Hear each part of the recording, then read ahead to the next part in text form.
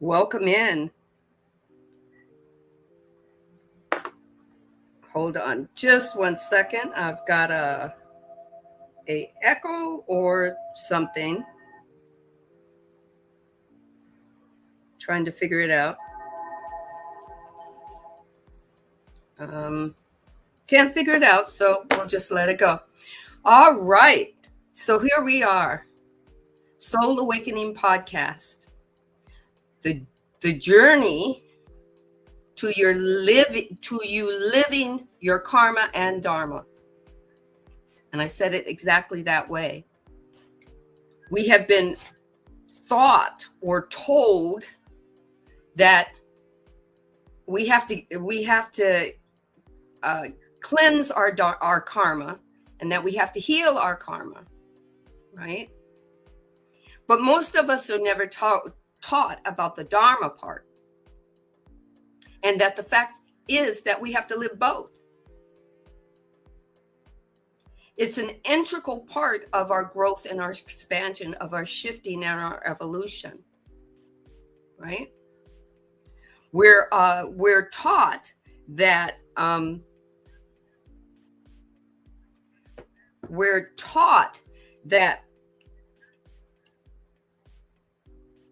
we have been taught for so long that we have been only just body and only just mind. For 8 billion of us that are living on this planet.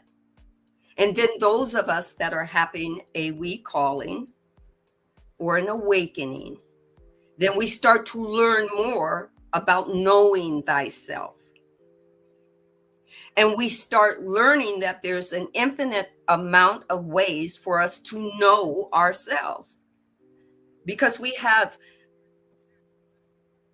authors, and we have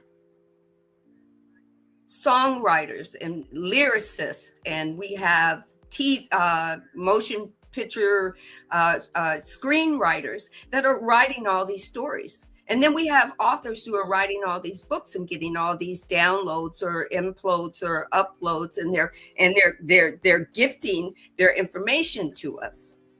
And they're gifting it with a little of their perspective, because that's how they lived life, right? Or some of them didn't just live, they didn't go out and live it. They didn't go out and embody it. They just wrote it and put the book on a shelf. Well, with life, we can do that. We can learn all we can learn, and then put our information on a shelf and go live a different way. Unbeknownst to us, the universe is still listening to us. The energy that is constantly in different frequencies, all at the same time for us, is creating from what we consciously do. And I say consciously this way, that we are conscious human beings that know that we're living. We know two things: that we're living, and the second one is that we will die. We are not aware that we can choose or make or create how we live. And that will either be through your polarity, upper or lower, or your karmic or your dharmic. Okay, so let's get started. Here's a little breakdown. Karma means action. All right. Karma means action based off of human words, wherever they come from. Okay. Action or deed or work. The action of. It also refers to the spiritual principle of cause and effect. Your action takes shape and creates your now or your future now. Right? Dharma is also, karma and dharma are both Sanskrit. They're both Sanskrit words. And dharma, its foundational term is, it varies. Okay. The way I learned it is it depends on the context, but it generally means the way of living, the direction of living. Some might say just and proper, or some might say cosmic living, maintaining harmony. Depend. It depends if you're studying Buddhism or Pali or the Dharma. That's it's spelled Dahmma. They have many different teachings of it, so you might get it from many different ways. You might read it differently from many different books. It varies in context. It varies in religion or tradition, whether it's Buddhism or Jainism. I think that's how they pronounce it. I'll spell it for you: Jan or Insim, or Sikhism. I think it's Sikhism, but generally it can mean the way, moving the way. It means that if you're in your karmic, whatever the karmic is, a negative karma or a positive karma, it shows you where you're at. And then Dharma says feels where you want to go next. Dharma comes from the root Sanskrit, right? Which means to maintain, to hold, or support. That's another definition. Dharma is also known to hold things together. Whether you might want, some people might call that moral, or some people might call that the natural order. It depends on where you're coming from with your karmic action and your Dharma relief or movement. We're meant to do both. We're meant to do both. Right? Or I say right because I'm just stating a fact for me the way I learned it, and it was in the flow that I needed. So right means I'm just making a statement. It doesn't mean you have to say right. You take what resonates with you. If you're learning it for, the first time, right doesn't mean it's right for you. Right? See? Okay, the etymology of karma means that it also, the root is in Sanskrit as well, and it means to do, to take action, to act. You can react, that's part of karma, or you can take right action. That means the action that you're taking is discerning. You get to choose. It's about you, right? It's believed that in our, not English language, but human language, the word literally means action, deed, or work. Take what resonates, leave what doesn't. So let's talk about the philosophical meaning of karma. I had to break these down for myself. In Indian philosophy, Hinduism and Buddhism and Jainism and Sikhism, karma refers to the law of cause and effect. We talked about that in the episode of the embodying the universal laws. That was one of its segments, right? Every action has a consequence, or as if you want to say a reaction, or if you might want to say good actions lead to positive outcomes, bad actions lead to suffering or negative outcomes. Either one is present in your now moment, or your future now. Guess what? Our free will decides that. Our free will decides where we're at. Take what resonates, leave what doesn't. We're not meant to fix one, to not have a karmic problem. That's part of life. Life will bring that up to you. I remember hearing Michael Bernard Beckwith say that karma is a drop-off point. It tells you where you're at. And then now I get to add to that dharma. Dharma is the universal map that tells me where I can go from that place where I'm at. Take what resonates, leave what doesn't. Karma has different traditions, different influences. Some believe it affects the next birth that happens, right? Or not. There's infinite amount of information that we can receive on it. We can use a bit of this and a bit of that and stir it all together and make what resonates for us in our now moment.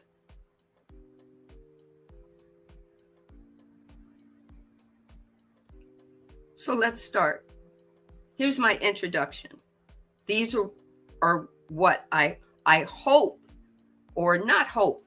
My intention is to help you fulfill your living in karmic and dharmic reality here in this 3D illusion or matrix or journey on this in this dimension. Okay? The key topics will, and hopefully, I believe, if we can get to all of them, include defining the universal laws, dharma and karma. Some believe it's not a universal law, it's a cosmic law. That the universal law is dharma, is karma, and the cosmic law is dharma. I just feel that that's separation. It's service to the whole. But be it where it is for you. Take what resonates and leave what doesn't.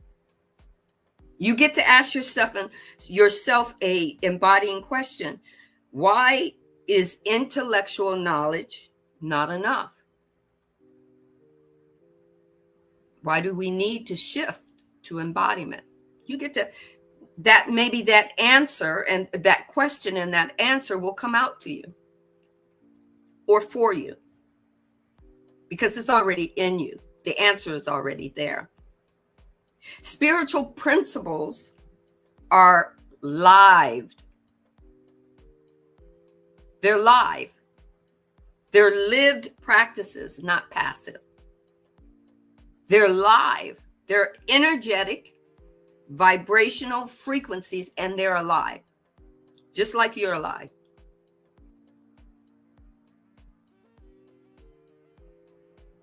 Growth and expansion.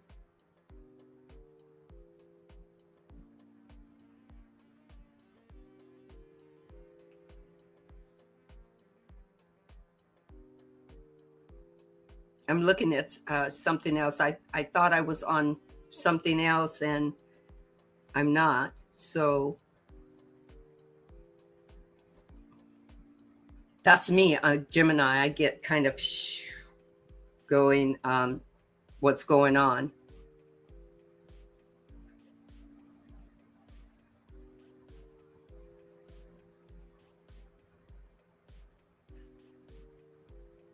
So Anyway, I take that pause and get focused back.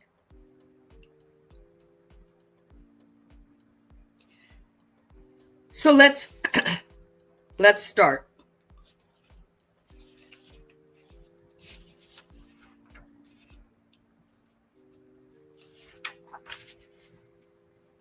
What spiritual principles guide you in your life already?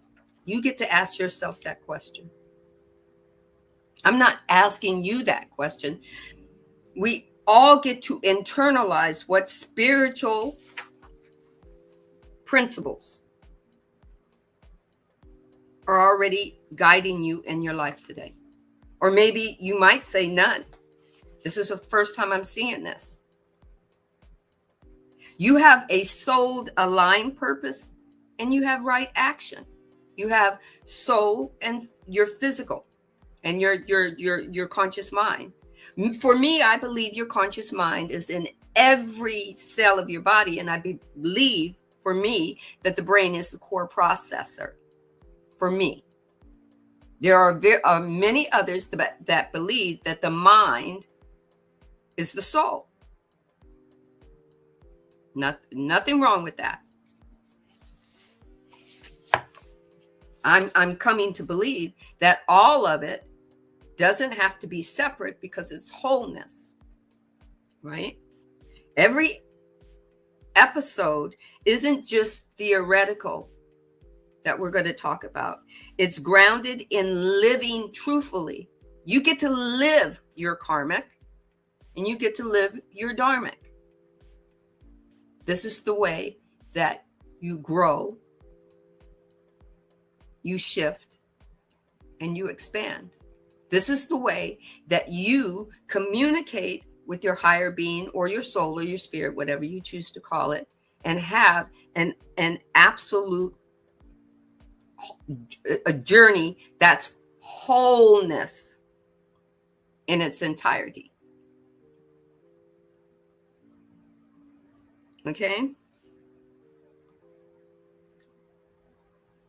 So what I found out for me is that spiritual laws, they're not dogma. I heard somebody say that spiritual laws are living currents. They're living currents that we can be aligned with, or that we are aligned with. We might not know it or feel it if we're more into our body and our mind. But the moment that we have a awakening, or sometimes it takes us to have many awakenings, then we start to feel it through our chakras. Our chakras become open and we start seeing and feeling and becoming more alert. I heard someone say that karma is a feedback loop and that dharma is our soul's response to that feedback. That blew me away because it just let me know someone's listening. Right? Someone's listening.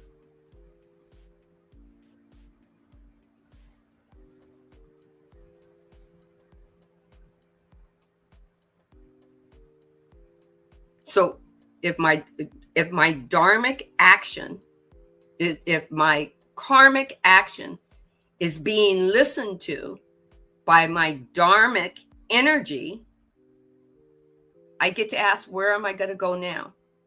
And if it's personal to me, it's and I mean personal, not that my karma is going to be, oh, here, I've heard this. Karma is a bitch. Karma is my knight in shining armor. Karma is going to get you for what you did to me. If it's personal, what I put out will come back to me. And what the person put out towards me will come back to them. And now I understand it comes through Dharma saying, where do you want to take this now? Some people they want to sit in their karmic quote unquote mess because they want to be a victim.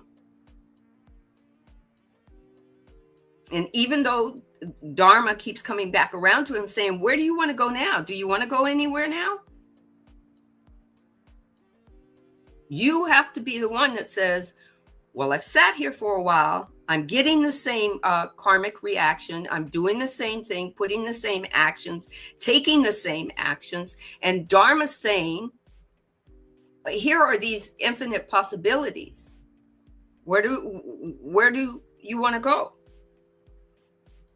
You get to set the foundation.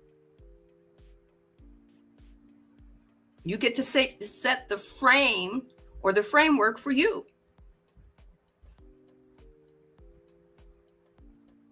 So here, maybe we'll say it a different way. Universal laws are not imposed by external authority. Nothing external. It's all from within, because you're part of wholeness. You're part of the divine. They are more like truths about how energy moves. Energy can move subtly.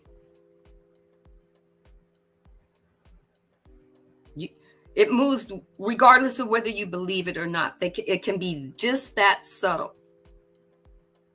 But the energy is always giving you what you want, whether you're believing it or not. You're just living, so the universe says, okay, your wish is my command. I'll do what you want. But you're saying, well, life is fucking with me. I can't catch a break. Why am I always dating the same people that are wrong for me? Why am I always getting new jobs that aren't right for me? Why am I always working for people who hate me? You're in a karmic loop. Karma is action. And you choose the action. That blew me away. That changed my whole statement of how I saw life.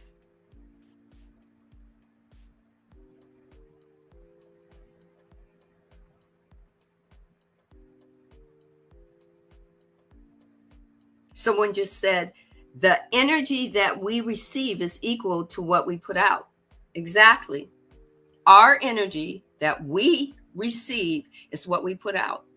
Whether we put it out towards someone else or whether we put it out in reaction to someone else, the energy is going to come back to us.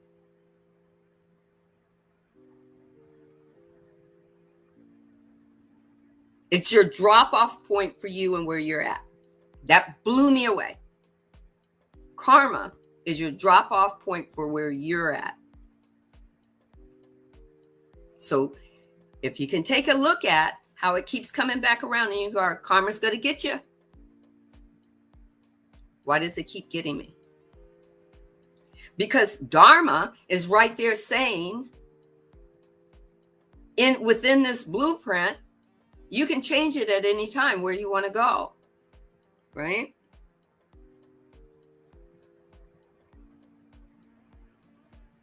I was told to think of the universal laws and the cosmic laws as the blueprint of the universe, like looking at gravity, like looking at magnetism. But look at it through my third eye. Look at it through the spiritual, energetic level of the divine shifting.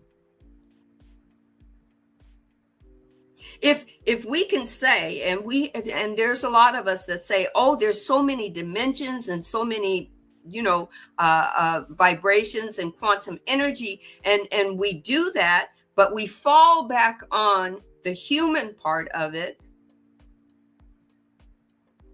and we say, no, I can't go there.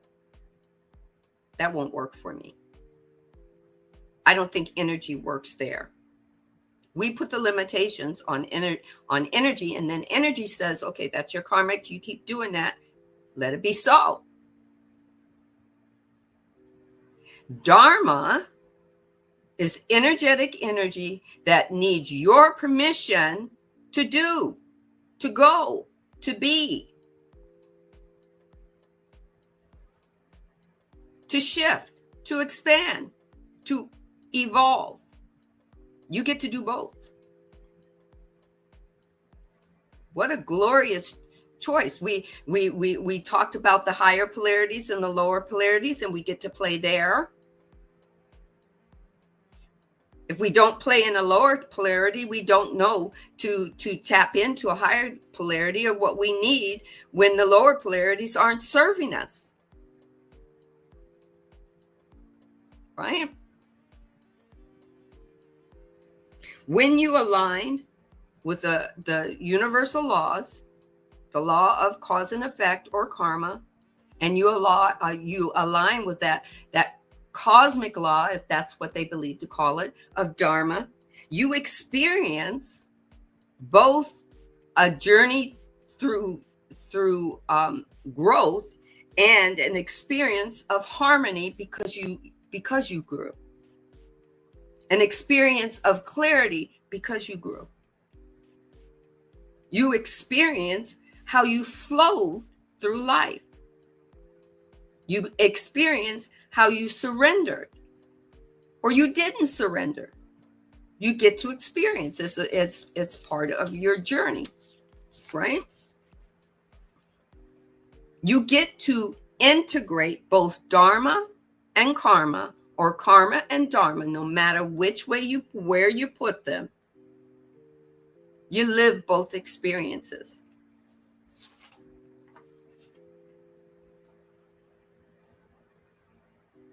Remember, karma is not a punishment or a reward.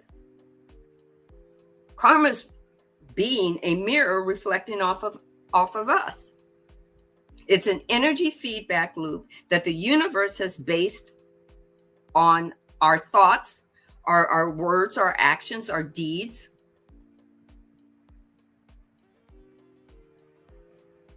Think of it as an energetic echo.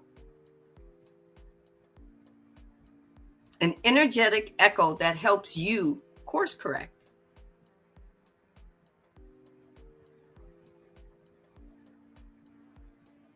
You can choose to feel what you've buried. You pull it up and you say, oh, I got to deal with it. They tell me I got to feel them. And then you sit in that karmic disarray, as some people, or negative vibration, whether it's envy or malice or hatred or self-deprecation or whatever it is. You sit there and you feel it, and then at a certain point, dharma says and energy says, what do you want to do with that? There, it might come from somebody else having a voice about it. It could come from your psychiatrist or your psychologist or your therapist, or it could come from you watching a spiritual or motivational video or somebody's podcast, and it could come from there. And it says, where do you want to go? And you go, oh, I can go somewhere? And dharma says, yeah, we could pave the path for you. The energy, we could pave that path for you. Where are you looking? Right? Dharma is a sacred or a spiritual. A lot of people like to use the word sacred. Is sacred, me coming from the Baptist background, I heard that word used a lot out of context or in context with control. For me, I just used spiritual response. However you take that, that's you. About your purpose, about your path, and about your right to action in your moment. You can take the path of reaction, or you can take the path of discernment and making right action. Dharma and karma, karma and dharma are collaborators.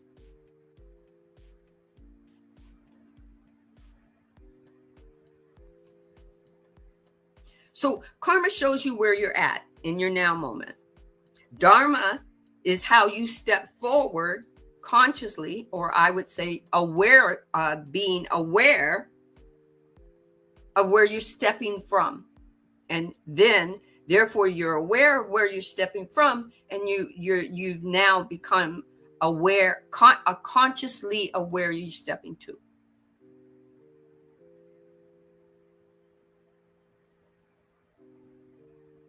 So up to now, we could say it this way: karma isn't a punishment system.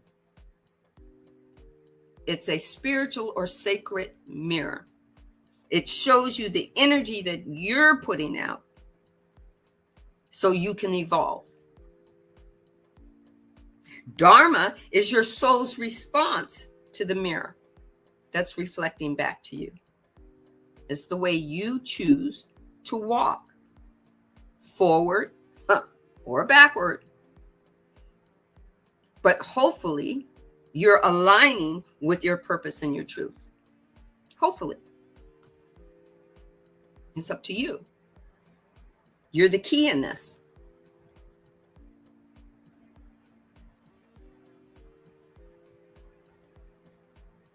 I hope and intend to, I hope these episodes will allow you to use the Dharma and Karma the way that as tools for you. You came into this experience with them. Dharma and Karma came with you. The divine said, okay, you're going to 3D. This is part of 3D. Dharma and Karma, you're going to need these. Pat you on the back and say, when you're recalling, these will help you to recall where you're at in your now moment and where you want to go. Go on, little one. Go play.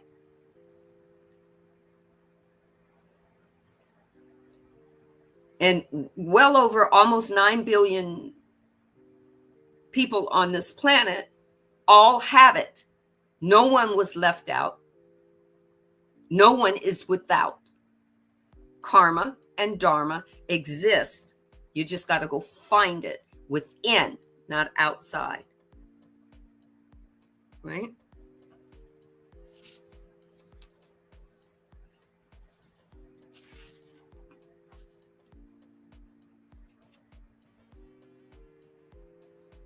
Okay.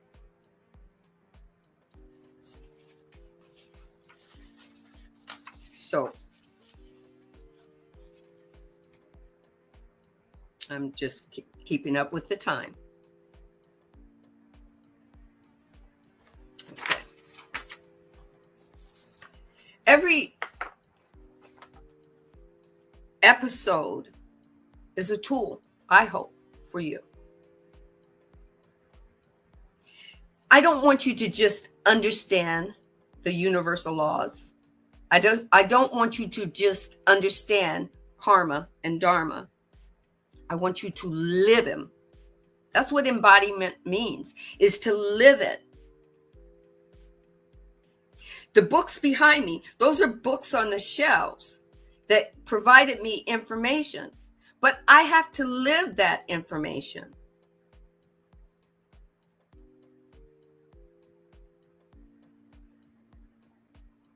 Exactly. My saving grace says she feels that these shifts are what she goes through in her day or week or month or year. And she says she has to learn as she goes. That's our whole process. That's what we're here for.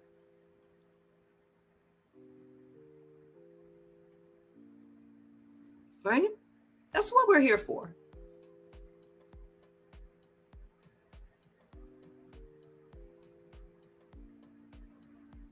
Okay.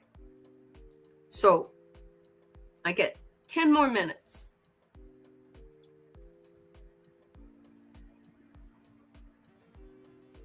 My hope is that you live your Dharma, your purpose.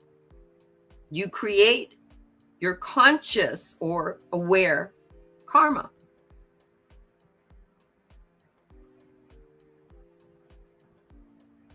The kind that might move you and your soul forward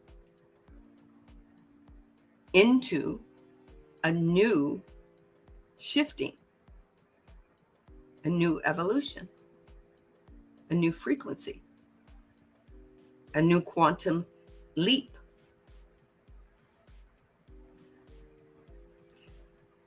I could hope that you wouldn't move backwards, but hey, if that was what was meant to be for you in order to learn, who am I to tell you what you can or should not do? But karma is going to tell you where you are right now at this moment. It's your drop-off point. And Dharma is going to show you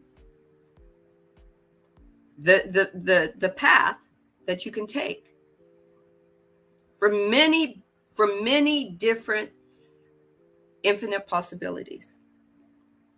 It's like looking at the stars and trying to connect the dots.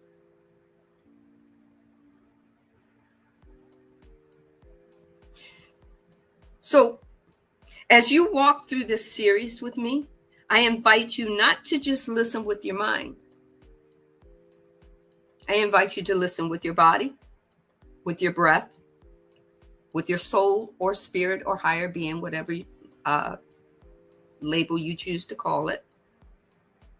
That, once again, I say that these universal laws are to be lived because they're living vibration that want to take on the aspects, the expressions of you.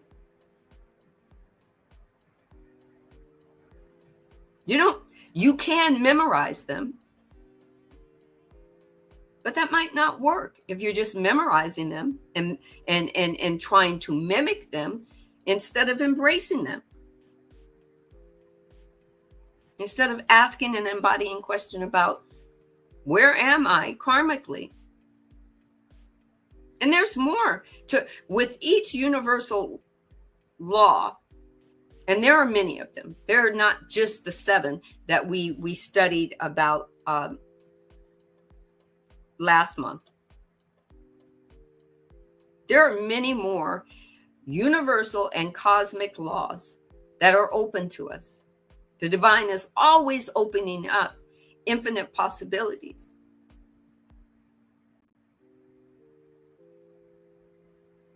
That's why we have the Kabbalion and the divine design and the surrender experiment that might want it to use it. And you take what's going to first, number 1, grow you through your understanding, shift you, and then evolve you. And then wash, rinse, and repeat with something else. Right?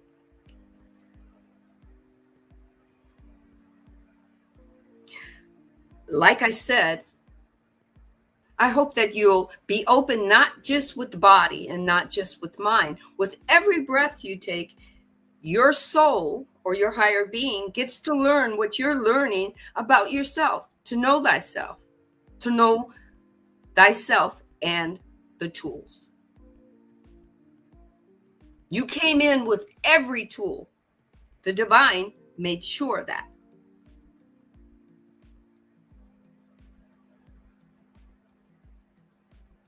And then as we embody it, we take it into us, and then we give it outward. We're bringing, like my mother used to say, as in heaven, on earth. That's when I was little. But now I understand the realm of the absolute came in with me as I was born into this matrix, or this illusion, or this point of beingness. This one point came in with me. Unique and authentic. And all I have to do is go in and open that backpack and say, oh, karmically, where am I at? It's my drop-off point. It's gonna reveal itself to me. Karmically, it's gonna reveal itself because my body is feeling a certain way. My conscious mind is now aware that I'm feeling a certain way. And my intuitive self, my higher self, is saying, what is that you're feeling? Do we need to go somewhere with it? Can I direct you? Can I help you to go somewhere? What do you want to feel instead of what we're feeling now? Right? So as you walk through the series with me again, I say that please listen not just with your mind. Listen with body, mind, and spirit. Listen with your breath. Listen with your heart, the beating of your actual physical heart.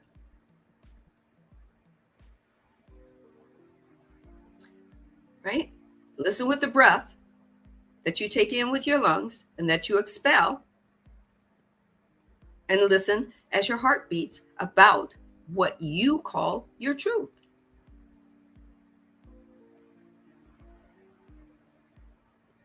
Karma is a truth. That's what you're in. That's what you told yourself that you're in.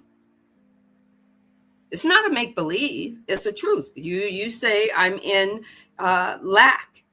I'm in envy. I'm in malice. I'm in hate. I hate everybody. I'm in depression. That's a truth that your egoic self has told you. Not a negative, unless you want it to be, or a positive. It's telling you the truth that you have dropped into. And then as you become aware of it, and awareness is aware of itself, awareness is aware of you, your awareness, the Dharma part of you says, where do you want to go now?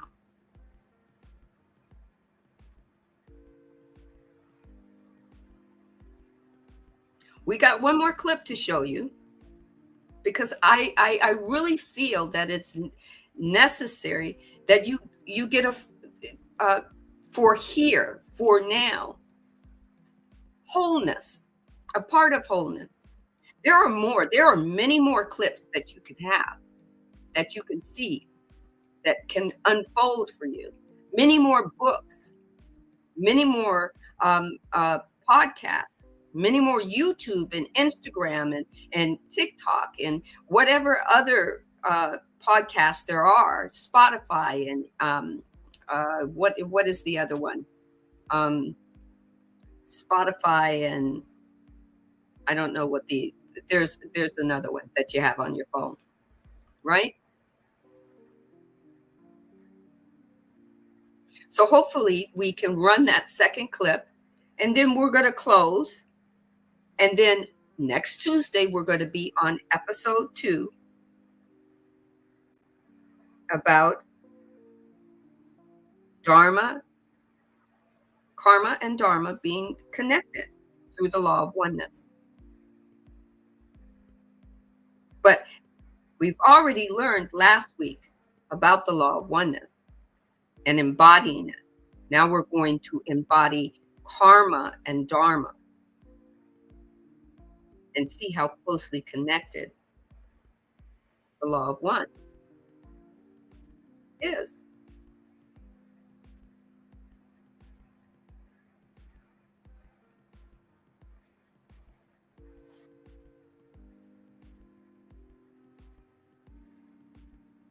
Teachings from Kutumi's hands, who is Sanat Kumara.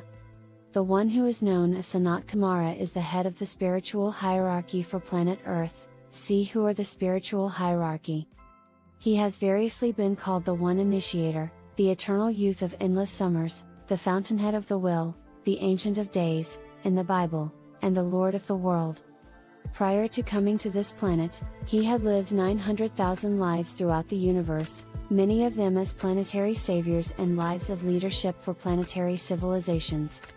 Approximately 18 million years ago, the Solar Logos, the creator of this system of planets, was considering the dissolution of planet Earth because the evolutionary progress of the planet and her life forms was going so poorly, and the planned advancements were not occurring. Sanat Kumara, who was the spiritual leader and lord of the world for the planet Venus, agreed to come to this planet to place it on an evolutionary path more commensurate with the plan of the Solar Logos. In passing, it should be said that the very advanced civilization on Venus was at a much higher dimensional level than can be seen by the telescopes of our astronomers. Out of loving compassion and in a sacrificial act of monumental magnitude, Sanat Kumara came to this dark and laggard planet 18 million years ago along with an entourage of 104 great beings who are called the Lords of the Flame in the occult literature of Master Jwal Khul. The spiritual hierarchy and Great White Brotherhood were formed at that time, and the focus of their presence and the center of their activity was called Shambhala, the White Island, in what was then the Gobi Sea and what is now the Gobi Desert of western China. Sanat Kumara could come no lower in physicality than the etheric level, and there remained in his etheric body. His immediate circle was comprised of 6 chimeras, 3 exoteric chimeras, or Buddhas of activity, and 3 esoteric chimeras about whom very little is known. The rest of the Lords of the Flame then made up the spiritual hierarchy of that time and served the purpose and the intentions and the plans of Sanat Kumara. The one who is called the Planetary Logos is the higher self of Sanat Kumara, the first Kumara, and that one is called the Silent Watcher and the Great Sacrifice. All of life on this planet is held within the aura and the consciousness of the Planetary Logos. The energies of the 7 rays are received by the Planetary Logos from the Solar Logos and passed on to Sanat Kumara for distribution to the Lords of the 7 rays in their departments, where they are qualified and transmuted for the benefit of all the kingdoms of nature on the planet and for furtherance of the evolutionary plan. The coming of Sanat Kumara produced an extraordinary stimulation in the evolutionary process by his methods of force distribution and greatly accelerated the evolution of all life on the planet. The germ of mind of animal man received stimulus and became a fit receptacle for self-conscious entities, souls, to incarnate in, and the human kingdom thus came into being, and the self-conscious, rational unit of humanity began its career. All of the other kingdoms of nature received similar extraordinary stimulation for advancement. Sanat Kumara established the path of initiation during mid-Atlantean times as the surest and most efficacious method for spiritual advancement of the sentient life on this planet, and that is the path followed by all whether they are aware of it consciously or not. He is called the One Initiator because he approves and oversees those stepwise advancements in consciousness called initiations. The World Teacher, Lord Gautami, is the Hierophant at the first 2 initiations, although Sanat Kumara is there at a higher level. Then Sanat Kumara is the Hierophant beginning with the 3rd initiation, the Transfiguration, which is considered the first major initiation by the hierarchy. His rod of initiation is called the Flaming Diamond. I realize that this is a very brief introduction to the great being who has been with this planet for millions of years out of sacrifice and love for its evolutions, but in its brevity, I thought I could capture more attention and spread the word a little further about the magnificent one who has brought this darkened planet from near dissolution 18 million years ago to the very threshold of an era of peace, love, and harmony, during which there will be stupendous achievements brought about by the human race. All of life on planet Earth owes a debt of gratitude to the eternal youth of endless summers. The name of Sanat Kumara. Having said all of this about the great cosmic being that we have come to know as Sanat Kumara, I would be remiss in the constant pursuit of full disclosure and dissemination of enlightening esoteric information if I did not make mention of the fact that Sanat Kumara is not his true name. The real name of this one and only extended expression from the informing life of planet Earth, in whom we all live and move and have our being, is one of the most carefully guarded secrets of this solar system, not just the evolutionary scheme known as Earth. The name is in a language unknown to any of the race of man and has such potency and power and evocative force that it must be considered as one of the most profoundly powerful mantrams in the system of planets, a mantram that invokes the destructive and creational effects of the first ray of divine will and power. Click link to the first ray. Ascended Masters, who are initiates of the 5th degree, are given only the first letter of the true name in revelation at the Ascension initiation, presided over by the one initiator, SK. Chans of the 7 rays and other 6th degree initiates are provided the second letter of the name. The great ones who form the membership of the Shambhala Council have been made aware of the first syllable of the ineffable name and no more, and this includes the highest of that mighty council, the 3 Buddhas of activity who form a triangulation of protective and assistive cosmic energy around the Lord of the world and who unwaveringly oversee that the divine purpose for this planet is incrementally formulated into the divine plan by the Great White Lodge of Adepts and Initiates. The true name is not to be revealed, however we may rest assured that the name we have been given has been approved by and references the one who lovingly holds the entire planet and all her life forms in his aura. Are you in need of the healing energies of the Ascended Master Kutumi? Visit kutumihands.com.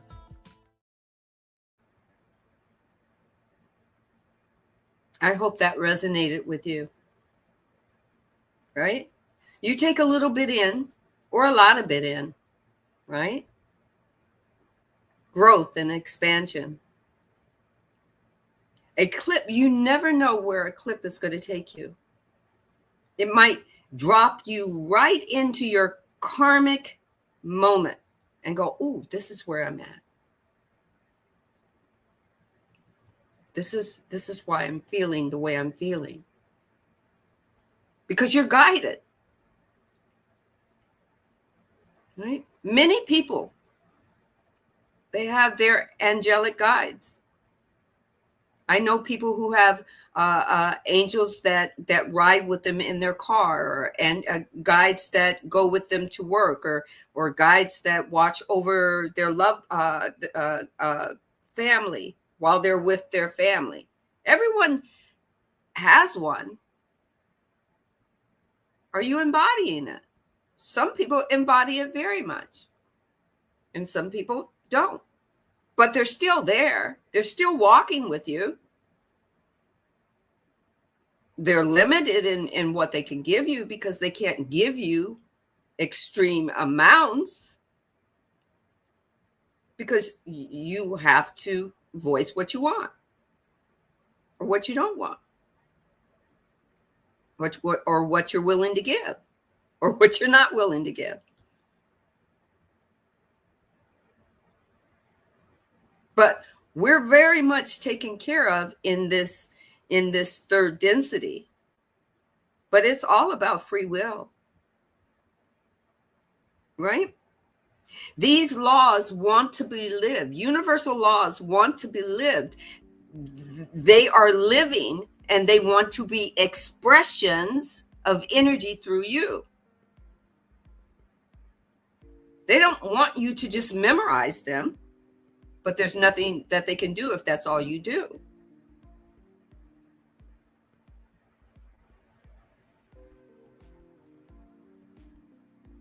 In these episodes, I want you, it's my hope that you embody them, that you become them,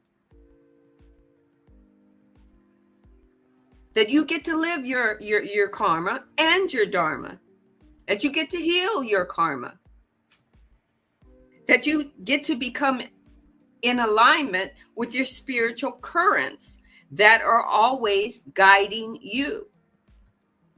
I can't make it happen, but I can certainly open up the information to you. I'm so glad that I found this information. Am I perfect at living it and embodying it? Nah, I got a long way to go. But that's why I'm only 60 something. I still got a long way to go. So we're going to close it there. I know. I wish I had all day to talk to you about this, but we're going to close it there. I'm going to let you know what I'm doing. I'm growing and I'm expanding. Tuesdays are Soul Podcast with Sandra Day, a journey, Living Karma and Dharma. 1 p.m. Pacific Standard Time every Tuesday. Wednesday is Ascending Beyond Limitations, co-hosting. I am co-hosting with Marcus, right? 5 p.m. Pacific Standard Time tomorrow. 8 p.m. Eastern Standard Time. Come on, let's do some more, drop in some more divine knowledge about what we don't know and make it known, right? Thursday evenings, Soul Awakening book read on YouTube. 5 o'clock, 1 hour. And Fridays, yes, it's coming back. My Soul Conversation podcast with guests is coming back Fridays at 5 p.m. Eastern Pacific Standard Time. 45 minutes to an hour. We're going to talk to guests about their awakening, about their growth, their expansion, how they embody life, how they didn't embody life, how they do embody life, where were their karmic drop-off points. So Soul Conversation with Sandra, the podcast, is coming back, and it's Friday. So join me. So I'd like to thank you very much for joining me for this first episode. I hope that you've learned a little something, or even might want to share a little something that you think that I might need to know. Drop it in my DM. You can DM me on my YouTube. You can DM me on my Instagram. Look at my social tab. It'll help you get in touch with me the best way you need to get in touch with me. So I'd like you to keep growing, keep learning, keep expanding, keep shifting, and keep evolving. And then wash, rinse, and repeat. One love, or balanced and wholeness, unconditional love unto you.